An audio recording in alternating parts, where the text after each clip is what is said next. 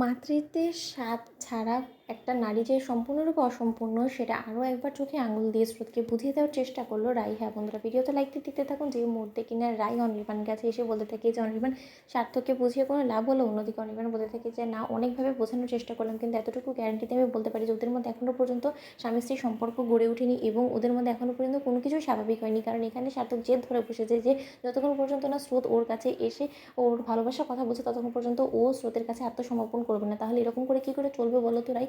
অন্যদিকে রাই বলতে থাকে যে আমি একবার শেষ চেষ্টা স্রোতের সঙ্গে কথা বলে করতে চাই।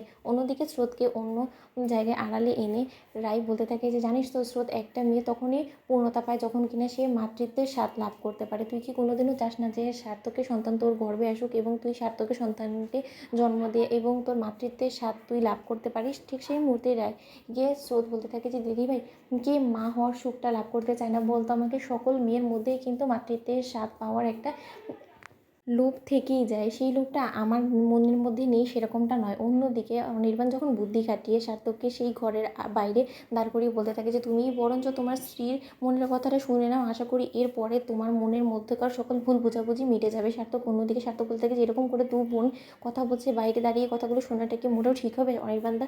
অন্যদিকে অনির্বাণ বলতে থাকে যে এই কথাগুলো তোমার জন্য শোনাটা অনেকটা দরকার, তার জন্য তোমাকে এখানে আমি বাইরে দাঁড় করিয়েছি।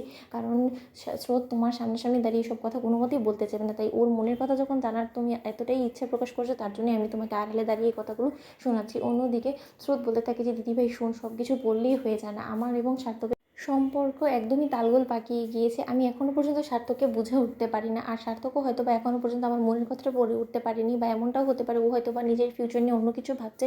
তাই আমাদের মধ্যে অনেকটা গ্যাপ হয়ে গিয়েছে দিদিভাই। তাই এই গ্যাপটা আমার মনে হয় না যে কোনোদিনও মীমাংসা মাধ্যমে মিটবে এবং আমাদের সম্পর্কটা স্বাভাবিক হবে। আর যতক্ষণ পর্যন্ত আমাদের সম্পর্কই স্বাভাবিক হচ্ছে না ততক্ষণ পর্যন্ত সন্তান সম্ভবা হওয়ার আমার এই আশাটা রাখাটাই আমার মনে হয় একটা বোকামো ছাড়া অন্য কোনো কিছুই না। অন্যদিকে রাই বলতে থাকে যে কেন তুই সার্থককে নিজের মা হওয়ার ইচ্ছাটা প্রকাশ করছিস না সার্থকের কাছে? কেন তুই সার্থককে নিজের ভালোবাসার কথা বলছিস না বলতো?